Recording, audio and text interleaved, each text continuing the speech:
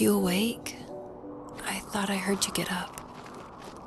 Yeah, I'm awake. Sorry, I just can't sleep. Are you thinking about him? Yeah, a bit. You should get back to sleep, my love. I'm fine. No, it's okay. What else is on your mind?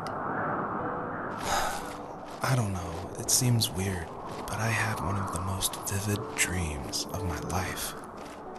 I saw a fox on a snowy mountain, just looking confused and worried. Those eyes, I can't get those eyes out of my head. She was running in the windy snow, looking for something. Do you think it has to do with you and what's been going on? I don't know. It was just a dream, Rachel. They're not meant to make sense. A lot's happened the past couple days, that's all. Well, if you're not going to sleep anyway, you should tell me. I want to hear. All right.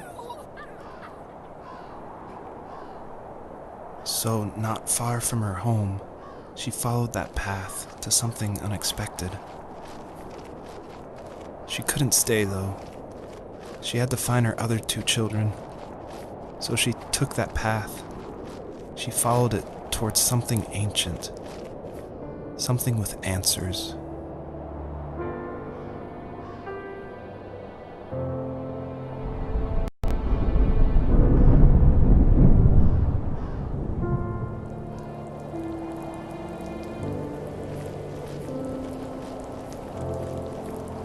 The fox looked high and low, searching for any sign of her cubs.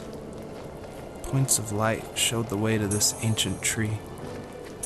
It was as if each one had a story to tell, all their own. The land was trying to tell my story, too. I felt like I was right behind her the whole time.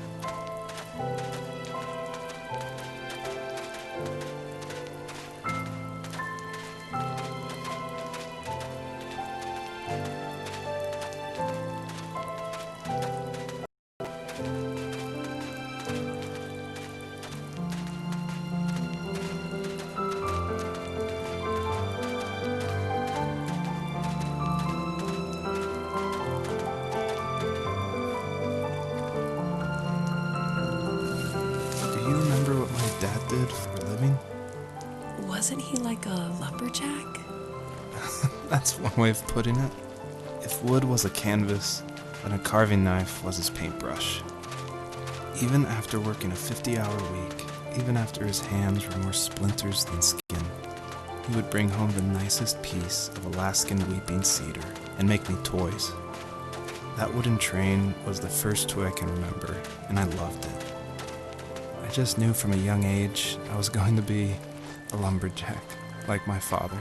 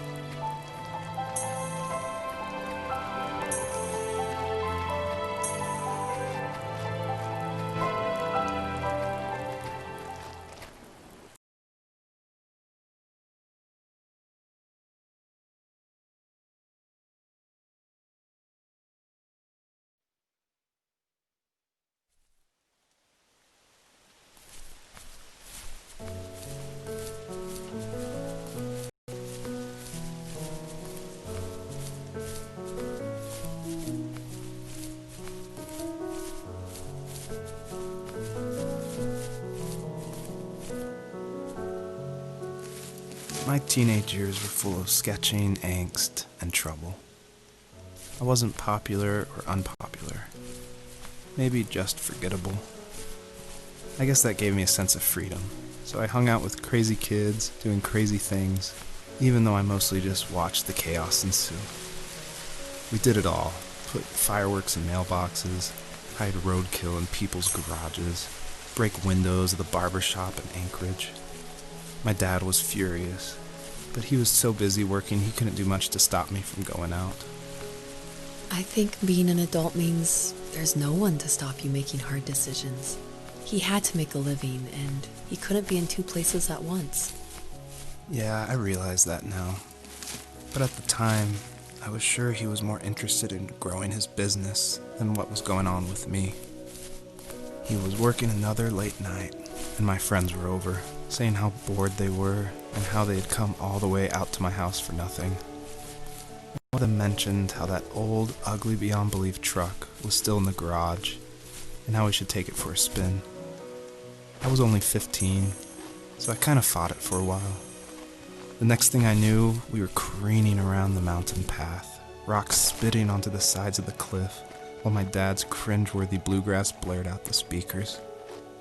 I drove while my friends were in the back of that yellow and purple truck, throwing beer bottles and trash at anything remotely interesting. Felt like I was soaring in the air with borrowed wings. But all good things have endings. A cop outside of Eagle River pulled us over after he saw us in a bottle rocket into someone's yard. What followed was a long night of talking to disappointed adults and feeling smaller than ever.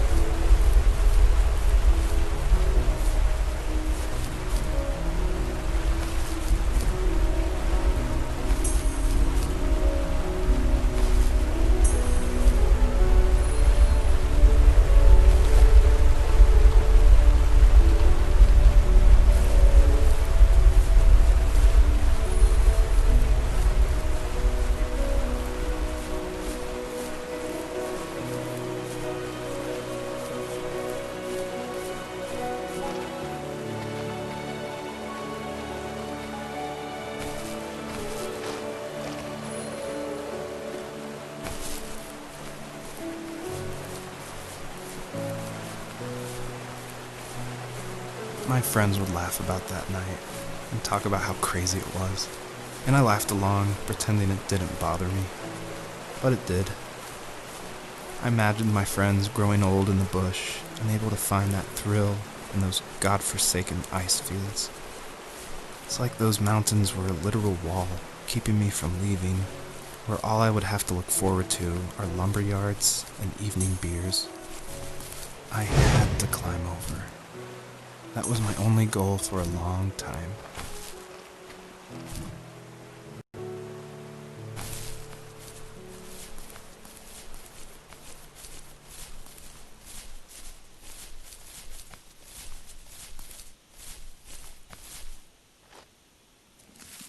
If there was some way I could take my love of drawing and turn it into a way of escape, nothing would make me happier.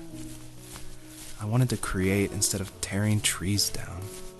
I wanted to move to the lower 48, not because I hated it there in Alaska, but I hated the idea of it. It's like all of that spite inside me had created this monster which followed me around my whole teenage years. I put so much energy into doing what others didn't expect of me. Why did I do that? There's one fact you're forgetting, though. If you didn't have that fire in you, we probably would have never met. You're absolutely right. Maybe the destination is all that matters in the end. But then why am I awake? Why am I seeing this fox go on her journey? And why can't I stop thinking about my dad?